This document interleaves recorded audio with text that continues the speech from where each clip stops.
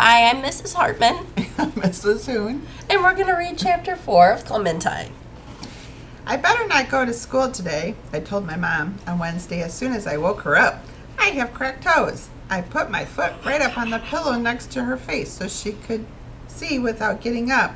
This is called being thoughtful. Nope, she said, without even opening her eyes to see if it was true. Well, that's not all, I said. I also have the heartbreak of sore irises. Nope, she said again, and she still didn't open her eyes. Actually, I think I have arthritis, I said. Mrs. Jacoby was breathing on me in the elevator the other day, and I must have caught it. Oh, please, she said. But this time she opened one eye, and then she made exactly the sound Polka Dot Dottie used to make when she had a hairball. I grabbed the corner of the quilt and covered my head, but my mom pulled it off again. She took my head in her hands and twisted it around to see all the sides, too hard, like I wasn't inside it. You've cut off all your hair, she said. You've cut off all your beautiful hair. What on earth were you thinking, Clementine? I wanted to make Margaret feel better, I explained. I didn't want her to be the only one, but I forgot. Margaret's not going to school today. She has an appointment at the orthodontist to have bracelets put on her teeth. Mom groaned and closed her eyes again, but she slid over and made room for me on the warm part of her sheets. I climbed in and took a big sniff. My mom's part of the bed smells like cinnamon rolls. My dad's part smells like pine cones.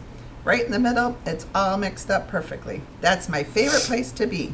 But this morning, Dad was already off to fight in the Great Pigeon War, and it was fine just being on the cinnamon roll part.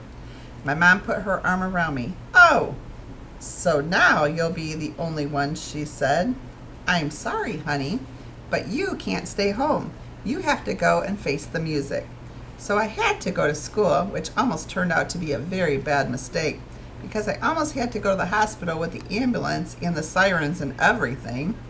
It happened in the principal's office when my teacher sent me there to have a little chat about sitting still. When I walked in, Principal Rice made the hairball sound too. Clementine, she gulped. What have you done? You've chopped off your hair. I was glad she answered her question so I didn't have to. Wow, I said instead. Clementine and Rice? We both have food names. Mrs. Rice sealed her lips tight, like she was afraid her teeth were going to run away. Then she opened up the note from my teacher. I can't help it, I said, before she could start the little chat. I'm allergic to sitting still. Nobody is allergic to sitting still, Clementine, she said. I am, I said. My brother is allergic to peanuts. If he eats one, he gets all itchy and swelled up and he can't breathe, right? If I try to sit still, I get all itchy and swelled up and I can't breathe right. So that means I'm allergic to sitting still. Mrs. Rice squeezed her eyes shut and rubbed her forehead. I happen to know this means. This idea is so bad it's giving me a headache because it's the face I make when my mother tells me to visit Mrs. Jacoby. The face never works for me. Plus, I explained, if my brother eats even one tiny peanut, he might have to go to the hospital with the ambulance and sirens and everything. So if I sit still for even 1 minute, uh-oh, I gave my body a little extra jiggle just to stay safe. Phew, I said, that was close. Principal Rice sighed like a leaky balloon. Clementine, don't you think when you're in class you could try to wiggle a little more quietly from now on? I asked my body about this, and it said, sure. So I told it to Mrs. Rice. Sure, I said. Good, she said. Now, as long as you're here, how about we discuss your hair? Thinking about my hair made me think about Margaret. Thinking about Margaret made me remember about her getting bracelets on her teeth. I want bracelets on my teeth more than anything. But then I had a bad thought. What if they had pointy edges? I don't want to have any pointy things stuck in my mind to worry me all day. So I looked out the window because the only way to erase pointy things is with round things, and clouds are good for that. Right away I saw a cloud that would make a wonderful tattoo.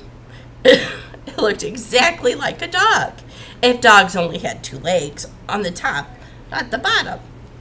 I'm not allowed to have tattoos yet, which is unfair. So for now, I just draw things on my arms so I don't forget them. But I didn't have a pen. I looked around the desk to see if Mrs. Rice had a tattoo drawing pen, and suddenly I realized something very suspicious.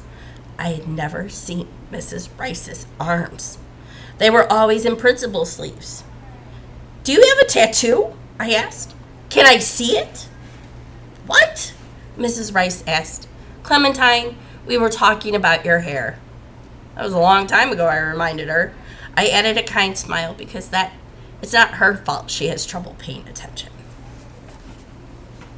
Bye.